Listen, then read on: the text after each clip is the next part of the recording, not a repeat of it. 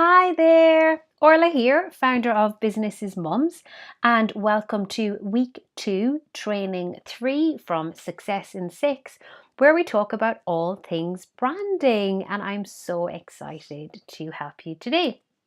So in this final training, we're looking at the secrets of expert positioning you and how to position you as a brand and in the leading authority in your industry, either as the service provider or the person that can help consumers get the transformations that you offer by using your products.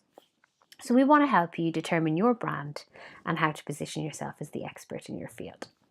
And there's quite a few ways that we're going to look at in doing that. But basically, the purpose of this training is to get you comfortable in being a brand and to remove any idea that the brand is the be all and end all and that you have to look and be a certain way. No, in order to create an authentic brand, which is what we're looking for, you just have to be you.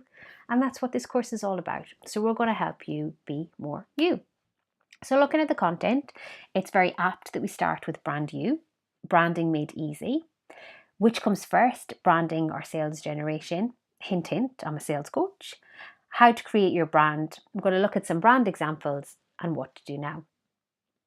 So as always, we start with a little bit about me. So that is a photo of my gorgeous niece, Kira, who is the spitting image of my twin sister and I when we were that age. And my brand is about authenticity. It's about helping you sell more by being yourself. So my strapline is be you, sell more, because I know that my customers and my ideal client does not want to have to turn into someone else in order to grow their business. And essentially what your brand is what is really what people think when they see you, your product or service. And if they see you, because sometimes they don't even see you at all, and that's where the visuals of a brand really come into it. So when it comes to brand you, what is brand you? What is the essence of a brand? Now, there's no point in just going through the history of branding and all of those things because it is changing. Nowadays, everyone is a brand, and it's really about being yourself and bringing that element that no competitor can replicate into your business. It's your message, your approach, your truth. And we've discussed all of this in this week's training, so you know what you bring to the market that no one else has. And that is your brand. And our job now is to create a way in which that gets seen by your customers. So it's about creating a genuine brand around your message. And the way that you do that is I just want you to condense your brand into this strap line. I help you, so that, So I help you sell more by being yourselves so that you can have the business and life of your dreams and fulfill all of your potential. That's my brand. So maybe if you sold a fantastic skincare product, I help you get fantastic skin so that you feel more confident about yourselves. I help you find the right childcare solutions so that you can go to work without worrying about your children, or so that you can go to work confident that your kids' well-being is taking place. I help you find the perfect personalized gift so that you can provide the greatest memory at Christmas, at birthday, at whatever. So think about your brand, but your brand is always that you provide a result so that they can kind of get on with the rest of their lives.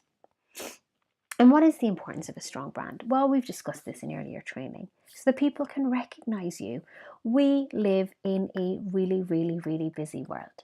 You can see there from that photo of a very jam-packed supermarket aisle, but our entire lives are jam-packed. Our entire lives are full to the brim with messages, words, noise, kids, partners, TV, Netflix, recording. We are so busy. You have to be able to stand out. People have to know about your message, know what you offer so they can resonate with you so that you can sell more. So how can you build your brand? Now, in terms of building your brand, it's basically the message you share and how you share this.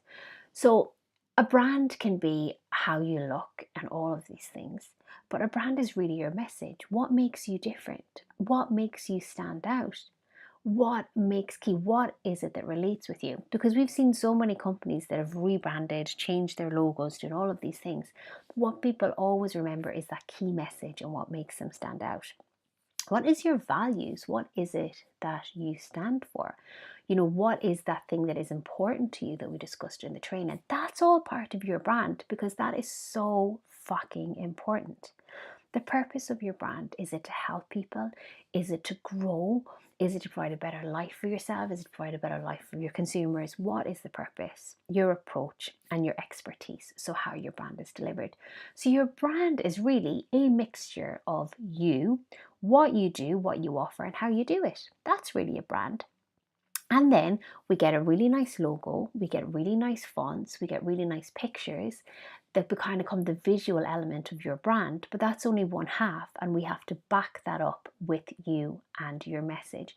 So the logo and the design is only one part. And what that basically means is it helps people instantly identify when they see a photo on Facebook, when they see a poster, when they see an advert, when they see a website.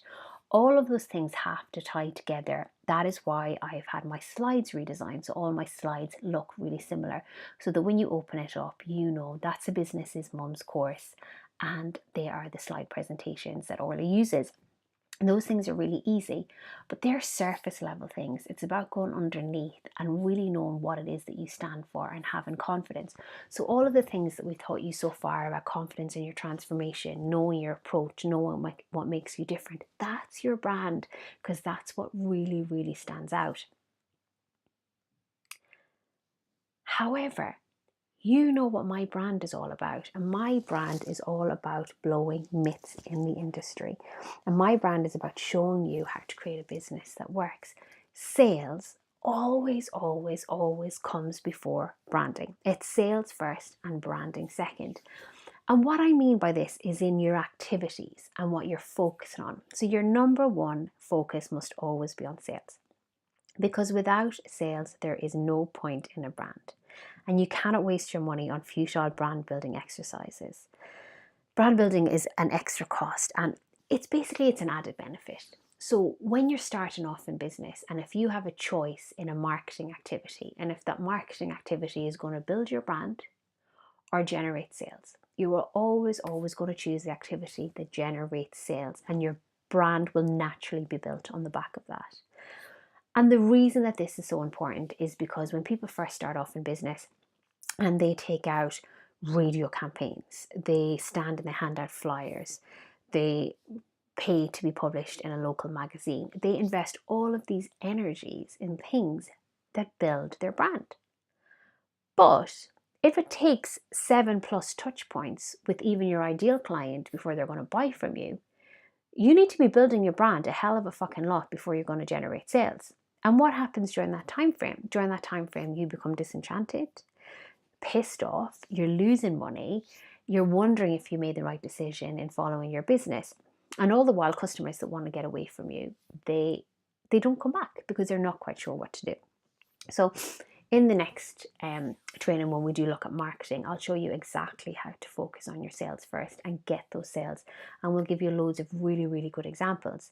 But I want you to remember that sales is always your top priority, and selling is always your top priority. You've got a mortgage to pay. You need to get those sales in. And I'm sure that you want to get those sales in as well.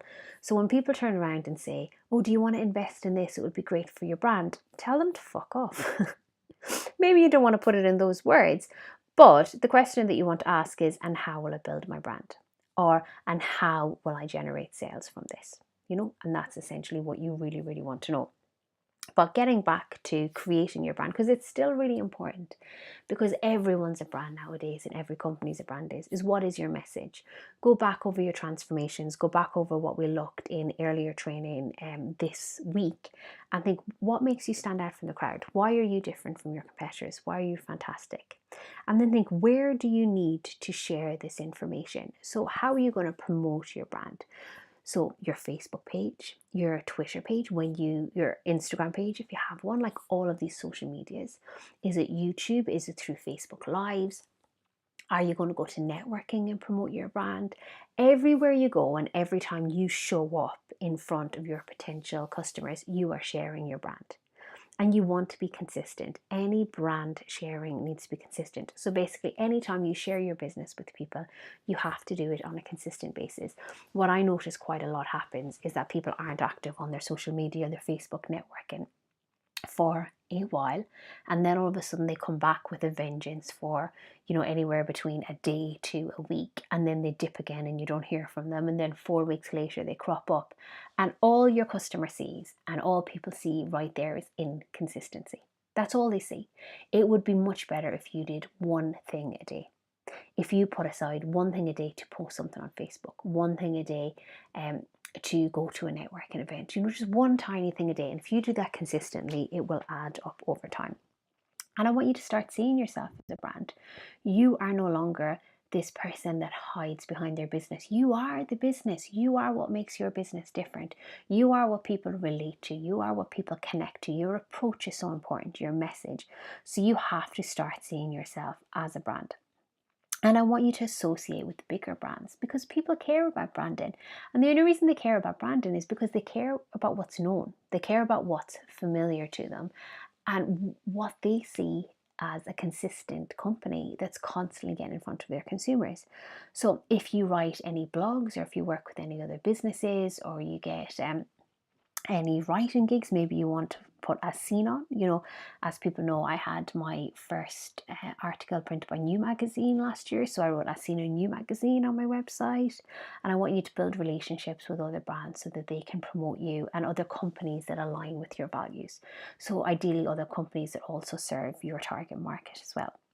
So building a brand isn't that complicated. All it is making you visible, and the visual element, how you do that with your logo, with your slides, with your brand colors, that can come with a professional over time. You can use Canva or Fiverr in the first instance before you pay for professional help. But what's important now is that you get your message across, and you really become confident in the fact that you've got a really strong business. And whatever you do, make sure that all of your colors are consistent in the first instance, and then if they change over time, that's absolutely perfect. So some examples of some personal brands, and these are really, really important when it comes to it. So we've got Hillary Clinton, Donald Trump, Michelle Mone, Richard Branson, Mark Zuckerberg, Paul Hollywood, Mel Wells, Marie Forleo. Now I've taken loads of people from different industries. So even in politics, there are brands now in politics. Donald Trump, probably the biggest brand politician out there. Hillary Clinton. Another famous brand when it comes to politics is Jeremy Corbyn, and the fact that he appeals to the younger voters. And for Jeremy Corbyn, it's very much about his message. He wants to help absolutely everyone. For Hillary Clinton, she had a very mixed message, and people didn't quite know what she stood for, and obviously that led to the fact that she was not successful, and Donald Trump was. Michelle Mone, another brand, she's all about hard working. She is one that will absolutely tell you. I read her autobiography recently. She grew her business with a very, very small marketing budget. Richard Branson, the Virgin brand is built around Richard Branson. It's not that Richard Branson is built around Virgin, it's built around him. Mark Zuckerberg, probably one of the quieter of the brand leaders, but he's all about hard working, building communities. Paul Hollywood, he's a brand in himself. It's only recently, obviously over the past few years with the Great British Bake Off, but he's become a brand as an expert baker. I had never heard of him, and all of a sudden he is there and everywhere. And Mel Wells is probably someone that's more relatable to the coaches and the people in our in this group that want to build up as a service-based brand. She's all about healthy eating, about loving your body, about respecting your body. And I definitely think that she's one to investigate, because it's really, really interesting. And the biggest brand that has been the inspiration for me is Marie Forleo. Again, she is a business coach, but she's all about being yourself in your business, having fun, but being as professional as possible, even when there's challenges faced. So for building your personal brand, you know what your message is, you know what your values are and what you stand for. You know what your personality is about being authentic. None of us are perfect. We're not going to relate to everyone, so that's absolutely fine. Have you got your visuals, your logo and your branding, etc.? Have you got all of that taken care of? If not, use tools like Canva. We'll give more tips in implementation week in week 4. If not, take a look at Canva and use all of those things. Fiverr is another great asset, or pay a professional designer to take care of them. And be consistent in your approach. And what I mean is consistency is that we are really, really busy. We are like mega busy all of the time, as I think I've said. So we want to make sure that when you present your brand, that everything's similar, so that when people see it time and time again, they know what you're talking about. So maybe it's a certain type of style when you record your Facebook lives. Like here from Marie Forleo, her website has got the same color scheme as her Facebook page, which has the same color scheme as her B School. So it's instantly recognizable. Now, you know Marie Forleo, as soon as you hear her voice and hear the way that she presents, it's hard to miss. Like, everything is the same. But when it comes to creating that, it's about making sure that you put things in the right place and you make your life easier. So does your Facebook cover photo, does that match your Instagram? Does that match any quotes that you're sharing or any memes? Does that match any flyers that you're handing out?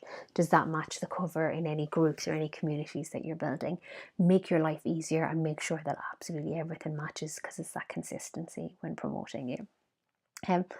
In case you're wondering, for those product-based brands, so we've got some examples here. When it comes to product-based brands, it's the same. Every business nowadays is built on a message. They're for purpose businesses. If they're not for purpose businesses, they are finding a purpose and they are changing time and time again. And this is without question. Obviously, product-based brands, we've got Innocent Smoothies there. The fact that they're about taking crap out of food and making innocent food. It's about making it healthy, making it wholesome, make it work for you. And I know they were bought out by a conglomerate, but they have kept that there because they know that's what resonates with the consumer. I would much buy, I've just been to the shops to do my shopping. I would much buy an Innocent smoothie over an own brand smoothie because I know the story behind Innocent and I trust it more. I genuinely believe that the fruit and veg in there is nicer and had a nicer life. Not that that's possible, but it's because I bought into the Innocent brand. They're not on the high street brand. It's very much the story behind it. It's not necessarily about the individual products. It's about the fact that you know you're getting something there that you cannot get on the high street, something different. ASOS, story behind ASOS as seen on screen. It was a way of helping people get accessible fashion that celebrities were wearing. So what were the celebrities wearing? How can we get that fashion? Many people have tried to replicate it since, but ASOS is a massive brand. So everywhere has a brand, but the brand is you. The brand is you are your brand. You are your story. And I want you to work on building your brand, but never at the expense of sales. Sales always come first. And why? Because you've got freaking bills to pay. You need to earn money. You want to earn money. So if people ask you to invest in something and they say it's a great brand building exercise, unless you have got consistent sales coming in, the answer is no. And I want you to focus your energy on what is going to generate sales. And we're going to look at that as well. And I want to tell you a little story about what happened to me today. I went to McDonald's. Please don't judge. I had 5 minutes to myself. So I said, right, I'll go into McDonald's and get a hash brown and an orange juice. And McDonald's, one of the biggest companies ever, that, what they do to animals is absolutely horrendous. So I'm a contradiction for going in there in the first place.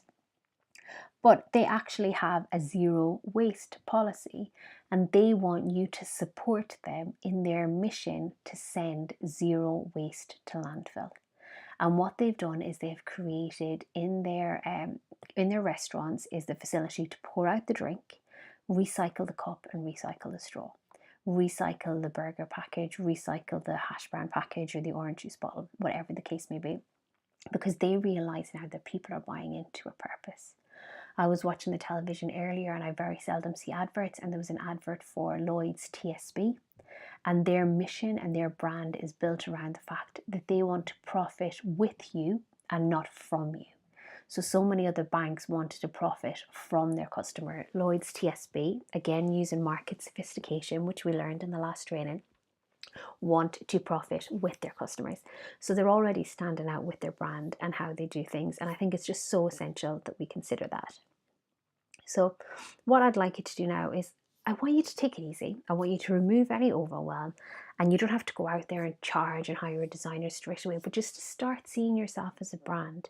And I want you to share a consistent message in your emails, in your Facebook posts, in your Facebook lives. For me, the consistent message is always that you sell more when you are yourself. that you sell more when you're comfortable in your own skin, when you know what you offer and you can relay that back and convey that to consumers. So what is the message you want to get across? How can you tell stories and get it across? I want you to complete the workbook activities, and I want you to ensure that you are consistent. So where you do need a visual element for your brand, make sure that they're all consistent and that you share those. So products are made in a factory, but brands are created in the mind. And that is so true. When we're building a brand, it's very much around a modern day brand. It's all about authenticity, being ourselves, being relatable, and positioning you as the expert. So you already know that you can take people on a journey, be that through the services that you offer or the products that you provide. So in order to take people on that journey, you need to be known for something. And what is that thing that you want to be known for? What is your message? What is your approach? What is it that you stand for? And you don't have to overthink these things. You just have to start living them, and you have to start sharing these with your consumers through your Facebook posts, at networking events, through your Instagram, and be consistent in doing so. Guys, that's the end of week 2. Thank you so much. As you know, we will be catching up in the Facebook group, and I look forward to seeing you next week in week 3. Bye for now. Orla.